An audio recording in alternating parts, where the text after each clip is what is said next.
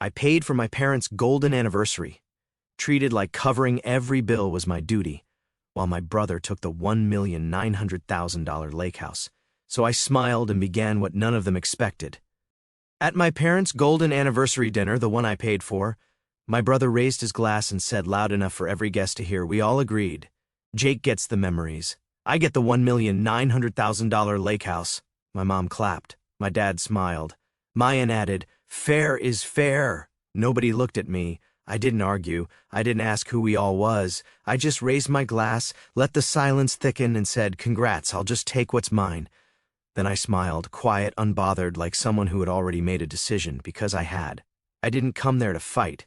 I came out of habit, out of obligation, maybe even hope. I booked the venue, covered the $4,300 catering, paid the band up front because Dad said they couldn't swing it this month. I even bought the custom cake with their wedding date etched in gold.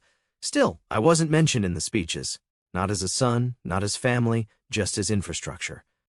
I sat through the toasts, the jokes, the way they laughed when my brother said he never wanted the Lakehouse anyway. No wife, no kids. What would he even do with it? They all laughed. Even Grandpa Joe looked away. I didn't. I took a bite of the overpriced filet, wiped my mouth, and said nothing because I'd already felt the shift, the mechanism kicking in. It wasn't rage. It wasn't even hurt. It was clarity, the cold, mechanical kind, the kind that clicks on after years of being tolerated, not seen. They didn't want me at the table. They wanted what I gave them. So I left early, quietly. No scene, just a smile, a nod to the waiter, and a note to my assistant, first thing tomorrow, itemize. Every asset I funded in that house. They wouldn't see the fallout coming because in their eyes I'd always been the reliable one, the fixer, the donor, the ghost. But that night, I stopped being invisible, and I started keeping receipts. I didn't sleep that night, not because I was upset. I'd passed that stage years ago. I stayed up thinking, remembering. Not moments, but patterns. Because the Lakehouse wasn't the first time they split the world between what I could give and what they could take. I remembered the time I covered my sister's $9,800 wedding reception. When I asked why she didn't tell me, she laughed. You don't have a spouse or kids. Might as well make yourself useful. I remember driving 6 hours for Christmas only to find out they gave my seat to the neighbor. She's alone this year, my mom said. You'll be fine in the kitchen. The kitchen! And when I left quietly, without drama, my sister texted, wow, can't handle being overlooked, huh? I remembered opening my banking app that night, freezing the mortgage assistance I'd been paying, the streaming, accounts, the joint prime, gone. I remembered the text they sent me at 9:04 p.m. That same night, the one that changed everything. We talked about it. You've always been a failure. You ruin every holiday, every get-together. We don't need you anymore. That was their idea of closure. No wonder the Lakehouse felt like a final punchline, because for them, I was never part of the family. I was just the funding, the emotional labor, the technician, the fallback. I paid for the landscaping that made their anniversary party possible, $12,400, and wasn't even invited. When I asked, my aunt said, oh, it's just immediate family. Hope you understand. When I canceled the payments, my dad texted, don't be dramatic. That was always the phrase, wasn't it? Don't be dramatic. As if years of quiet compliance could be rewritten as tantrums the second I stopped giving. I remembered the time I canceled my sister's wedding, not because I wanted revenge, but because she spent my money like she was entitled to it, like I didn't matter. They always acted like it was love, like I was helping. But what they really meant was that I was useful, that I was silent, that I'd never say no. And I didn't, for years, because I wanted them to see me. I thought if I gave enough, fixed enough, paid enough, they'd finally see me as more than just the one who came back wrong. But all they ever saw was utility. I pay, they clap. I give, they divide it among themselves. I show up, they humiliate me for sport. Every family function, every dinner, every milestone, I funded the performance, the illusion, the perfect family with the broken son who didn't ask for much and gave even more. They never said thank you, not once. They just assumed I would keep showing up, keep transferring money, keep pretending I didn't notice. But I noticed. I remembered how they looked the other way when I was injured, how my mom told friends, it's fine. Really, he still has one good arm, as if that made me salvageable. I remembered my brother laughing, calling me RoboCop every Thanksgiving, like I was a party trick. I remembered my dad saying, we're not going to walk on eggshells just because you had a bad year. One bad year. That's what he called the decade I spent rebuilding my life. That's the pattern. They don't think I matter, but they need me. They want the gifts without the giver, the service without the person, the access without the acknowledgement. I used to think maybe they just didn't know how much I gave, but that wasn't it. They knew. They counted on it. That's why the Lakehouse wasn't a surprise. It was just the final confirmation, and as I stared at the glass of whiskey in my hand that night, I made a decision. I wouldn't keep giving. Not my money, not my silence, not my name. I would take back everything, because I wasn't the son who came home to make things better anymore. I was the son who came back to turn off the power. The morning after the Lakehouse announcement, I didn't make a scene. I made a list, room by room, item by item, not out of spite, but out of inventory, out of clarity. Everything I bought, installed, paid for, or maintained over the years, it was mine again. By 9 a.m., I was in the driveway. My brother opened the door in gym shorts, holding a protein shake. He didn't say a word, just stood there like someone who realized the tide had gone out and all the buried garbage was starting to show. First, the obvious stuff, the smart lock, mine, uninstalled in 3 minutes. The surround system and 65-inch OLED I bought for Dad because he deserved a real cinematic experience, gone. The central Wi-Fi mesh I installed last year when the internet kept dropping during my mom's Zoom calls, disabled. The lighting control app, the kitchen smart faucet, the security camera cloud access, all gone. By noon, the house felt unfamiliar, not because I broke anything, but because I removed the infrastructure they didn't even realize I'd been maintaining. I wasn't malicious. I was precise. The thermostat lost its remote access. The fridge's touch panel went dumb. The backup generator monitor offline. Then came the financials. I opened the mortgage account, removed my cosigner credentials, and triggered a review. I knew the outcome. They wouldn't qualify for a loan, not after the refinancing I helped them secure 2 years ago. Then the phone plan, all 5 lines under my name. I transferred full ownership. If they didn't accept within 72 hours, the lines would go dead.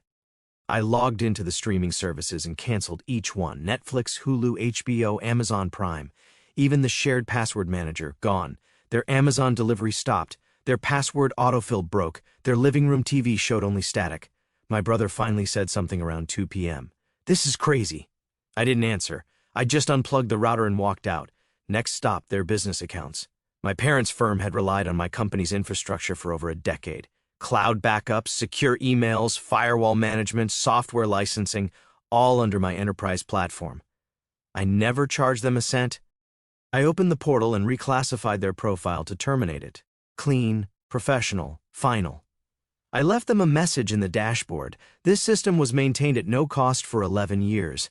As of today, it has been decommissioned. Thank you. They had no idea how much depended on me until everything stopped working. By 3:30 p.m., the clinic's front desk messaged me, "We're completely locked out. Please help." I didn't reply. I forwarded it to a colleague and told him to charge full emergency rates. Then came the real cleanup, the Lakehouse. I'd never wanted it, but I'd paid for half its repairs, new dock, water filtration, guest cabin upgrades, all from my accounts because I was just helping. I pulled the invoices, highlighted every transaction. Then I called a lawyer. He didn't even blink. "You want to reclaim or recoup?" he asked. "Both," I said. He started drafting a claim, quietly, cleanly. No scandal, just facts. Then I went back to the house for the final sweep. The dining table, $3,800, mine, reclaimed. The patio chairs, bought on my card during a family emergency, loaded into the truck. The espresso machine I gifted them 2 Christmases ago, the one my mom always said made her feel like someone finally appreciated her, wrapped in towels, packed carefully. My brother tried to block the hallway at one point. "You're not taking the flooring, man." I just smiled and kept walking because I had the receipts, literally. By nightfall, the house felt hollow, still intact, just empty of everything I had poured into it. Only one thing was left. The box, old, wooden, tucked in the back of the closet where they kept old photos and forgotten heirlooms. I opened it. Inside were cards I'd written over the years, notes, hospital bracelets, a dried corsage from my sister's high school dance, a medal from when I still had 2 hands. On top, a folded drawing I made when I was 7. My family, it said, stick figures smiling. They'd kept it, even after everything. I stared at it for a long time. Then, I closed the box and left it on the dining table. The only thing I didn't take because I didn't want memories. I wanted space. I drove home that night and slept like I hadn't in years. No calls, no texts, no guilt, just silence. And I finally understood. I hadn't destroyed the family. I'd simply removed myself from the machine that kept it running. They didn't call right away, not the next morning, not the day after that. The silence stretched into 4 full days. But it wasn't peace, it was pressure, like a pipe swelling from the inside, waiting to burst. And then it did. On day 5 at 8:17 a.m., I got the first group message from my mom, dad, and brother. "You're overreacting. This was a family decision. We thought you'd understand. This doesn't have to be permanent. Let's fix it. You're acting like a stranger." I didn't respond. An hour later, my mom sent a separate message. "I'm ashamed that you're trying to punish us instead of talk. This isn't you. You're not a monster." That was the tone. Not apology, not ownership, just denial, panic, and projection. They weren't sorry. They were scared because for the first time in years I'd removed the net, the fallback, the fixer. By lunchtime, my voicemail was full. My dad left 2 identical messages back to back. "Just call me, don't do anything stupid." What they meant by stupid was permanent. They knew I wasn't bluffing anymore. By evening, it got worse. Aunt Renee posted a vague Facebook status. "Some people will throw away blood over ego. Subtle, not enough to name me, but everyone knew." Then came the real escalation, the smear campaign. It started with a message from my cousin Ellie. "They're saying you're having a breakdown." Attached was a screenshot from the family group chat, the one I was no longer in. My brother had written, "He's been acting differently lately. We need to give him space. He's not thinking clearly." Then my mother, "This is what happens when you bottle things up for years." He was always so distant. They weren't just trying to win sympathy. They were rewriting history. I wasn't strategic. I was spiraling. I wasn't setting boundaries. I was dangerous. And yet, not a single person messaged to ask what actually happened. They just assumed the old story was still true. The quiet brother, the awkward one, the one they pitied. But I wasn't that person anymore. I was the storm they didn't see coming.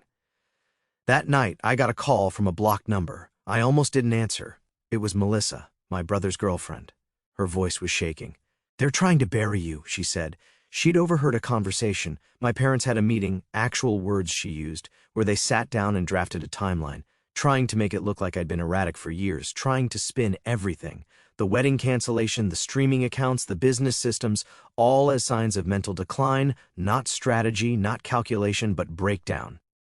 Melissa said even the therapist they used once was being pulled in. My mom had called her, asking if she'd ever noticed signs. That was when I knew they weren't trying to win me back. They were trying to discredit me, to erase everything I'd done by painting me as unstable. The emails came next. 2 anonymous ones sent to my workplace, vague accusations, concerns about recent emotional changes, references to concerning behavior.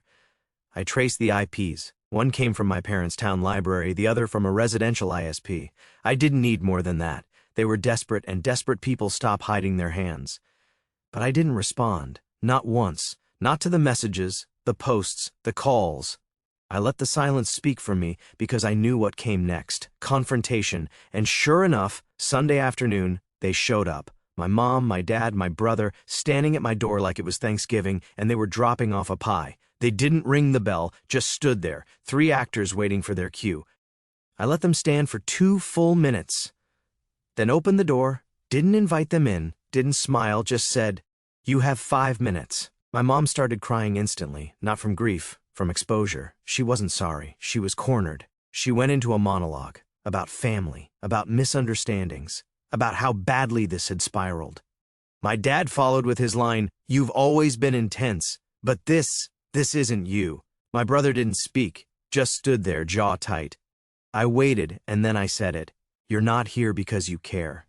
You're here because the power's off, and you don't know how to live in the dark." Silence. Then I looked at my mom. "You let them say I was crazy." Looked at my dad. "You watched it happen." Looked at my brother. "And you started it." That was when my brother broke. "You're throwing your own family away for what? Pride?" I almost laughed. "No, I'm throwing you out for survival." They weren't used to this version of me. The one who didn't flinch, the one who didn't need their permission to be finished. My mom tried one last thing. "We're your family." And I said clearly, finally, "No, you were. Now you're just people I used to pay for." Then I closed the door.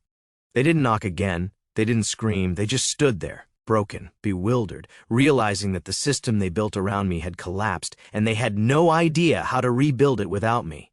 They didn't expect me to go public. That was their last illusion, that I'd stay quiet, that even if I pulled the funding, the systems, the support, I'd still protect their image. They thought I'd stay in the shadows, that my silence was loyalty.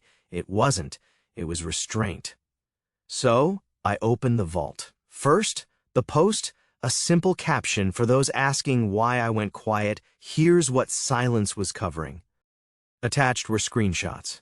The group chat where my mom said, "He's always been unstable," my brother's message calling me a sunk cost, the canceled invoices I paid, the defamation email traced back to their network. I didn't add commentary, no hashtags, no anger, just facts. Within an hour, the post had over 300 shares, friends, colleagues, even distant relatives. Then I uploaded the second file, video footage from my own doorbell cam, my mom standing in my driveway, my dad behind her throwing bricks, swinging branches, screaming, "We gave you everything." I blurred faces, not because I had to, but because I wanted the focus to be on truth, not vengeance. Then came the final upload, a PDF titled Receipts. It had bank records showing payments I made for their mortgage, streaming, weddings, tuition, email confirmations with my signature authorizing home upgrades, travel, business systems, legal filings proving I'd removed myself from their debts. No edits, no interpretation, just reality. And then I closed my laptop, didn't check for comments, didn't wait for reactions because the truth wasn't for them. It was for the people they tried to lie to. By evening, my inbox was full. Old friends, CO workers, a few cousins. One message stood out from my cousin Ellie. "You didn't destroy the family, you revealed it." Even better, one from my uncle's dental clinic assistant. "So, you were the one keeping it all running. We had no idea. They always said you were just the IT guy. We're sorry." That hit different because that's what the family narrative always was. I was the broken one, the helper, the sad one who needed purpose. And now they knew I was the structure. And when I walked away, everything collapsed. No drama, no revenge, just balance. By the next day, my mom had deactivated her social media. My dad's email auto-replied, "Out of office indefinitely." My brother went quiet online, deleted old posts, changed his profile to private. It wasn't shame, it was exposure. They couldn't spin it anymore, not when the receipts were public. And that was the moment the balance shifted. They didn't just lose a son, they lost the story they told about him. They asked to meet one last time. No group message, no pressure, just a short email from my dad. "If you've got 10 minutes, we'd like to see you." No drama, just closure. It felt rehearsed, calculated, polished to sound reasonable, like they'd finally hired someone to edit their apologies. I didn't reply. I showed up. Same house, same driveway, same front door I'd walked away from months ago. My brother wasn't there. It was just my parents, waiting in the living room like this was some twisted version of a family counseling session. My mom stood up when she saw me, eyes already glassy. My dad didn't move. "Thank you for coming," she said, like we were strangers doing a business deal. I didn't speak, just nodded once and sat across from them. The room was too clean, too staged. The fireplace flickered even though it was July, and the coffee table had 2 mugs set out. One labeled World's Best Son. My mom pushed it toward me like it was going to reset the board. I didn't touch it. My dad cleared his throat, then launched in. "We've thought a lot about what happened and what we said, and we want to be clear. We didn't mean to make you feel unwanted." He said it like he was trying not to trip over a legal line, like this wasn't a confession, just carefully worded damage control. My mom chimed in next. "You've always been so strong, so capable. We didn't realize how much pressure you were under." They didn't realize that was the theme of the day. Not we ignored you, not we used you, just oops, we didn't notice. I let them talk. I let them list off their regrets about how things looked, their sadness that the family was so fractured now. They talked about therapy, about rebuilding trust, about starting fresh. They used every phrase except the ones that mattered. "We were wrong. We were cruel. We treated you like a service, not a son." Finally, my dad said, "We miss you." Then silence, waiting, and I gave them what they didn't expect. I stood up, calm, collected, and I said, "You didn't miss me. You missed the infrastructure. You missed the funding. You missed the version of me that paid, stayed quiet, and let you believe this was love." My mom gasped. My dad blinked, like someone had slapped him. I didn't stop. "You don't miss me. You miss what I gave, the free labor, the silent compliance, the automatic yes." I turned to my mom. "You let them lie about me. You let them say I was unstable. And when I stayed silent, you called it peace. It wasn't peace, it was me surviving you. Then to my dad, you taught me loyalty meant obedience, that love was earned through sacrifice. But it wasn't love. It was utility. They tried to interrupt. I kept going. You don't get to ask for grace after decades of casual cruelty. You don't get to pretend this was a misunderstanding. It was a transaction. And I finally canceled the subscription. My mom started to cry. Not quiet tears, loud, heaving sobs like she was auditioning for absolution. I didn't move. She whispered, "But we're still your parents." And I said, "You were. And you spent that title like a credit card with no limit. Now it's maxed out, and you're the ones who defaulted." My dad stood up. He looked older than I remembered, smaller, like he'd been deflated. He said one thing, voice breaking, "So that's it. You're just done." I looked him in the eye. "No, I was done the night you gave my seat away for hardwood discounts. This is just me turning off the lights." They didn't have anything left to say. And I didn't wait for a goodbye. I walked out, past the framed pictures they never updated, past the fireplace they kept lit for show, past the fake mug that said "World's Best Son." I closed the door behind me, didn't slam it, just clicked it shut like a chapter ending. That night, I got one last message from my mom. "You'll regret this one day. Family is forever." And I replied with the only truth they never prepared for, "No, family is earned, and you returned it broken." Then, I blocked her number. Then I slept. No guilt, no noise, no weight on my chest because I didn't just say no to them. I said yes to myself for the first time in 20 years.